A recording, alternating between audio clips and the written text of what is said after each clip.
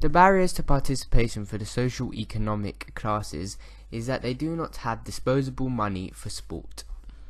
This is known as the opportunity barrier. This is because the playing field is not equal, as not everyone can afford to play every single sport due to the prices in equipment, for example clothing, or equipment needed to actually play the sport. For example, in golf you need golf clubs and etc. So it's not an even playing field, so not everyone has an equal opportunity to participate in the sport they wish to.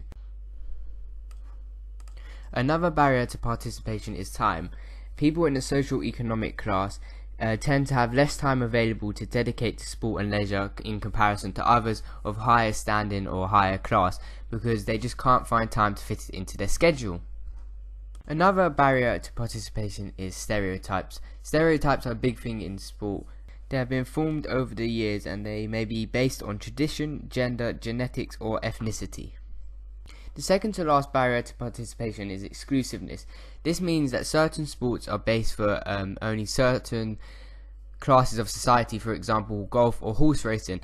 So this means that the lower classes, in this case because golf and horse racing are deemed for the higher classes, this means the lower classes will be more inclined to choose other sports rather than try and break through in golf or horse racing, because it is socially unacceptable for them to play, or it is seen to be socially unacceptable for them to play that sport.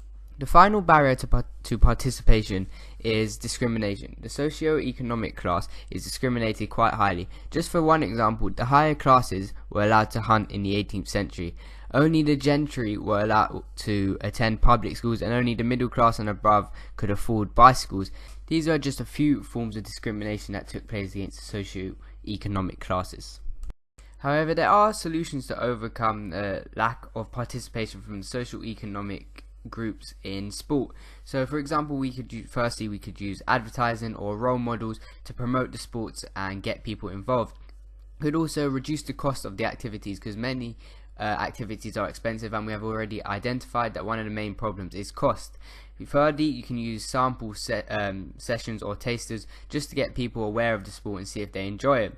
Next, you could create more inner city facilities. This will allow people to play sport more regularly, and you could also use extracurricular activities in school just to get participation higher and get people just involved in sport so they know what they like and what they don't like.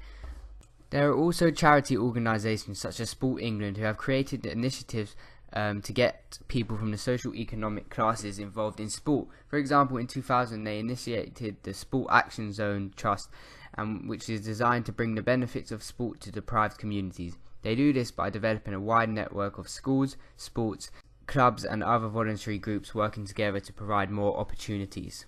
There is also the Respect Athlete Mentoring Programme supported by Sport England and the Youth Sport Trust. This is a mentoring program for local schools and community groups using elite sports people as mentors to inspire lives of disadvantaged and disaffected young people.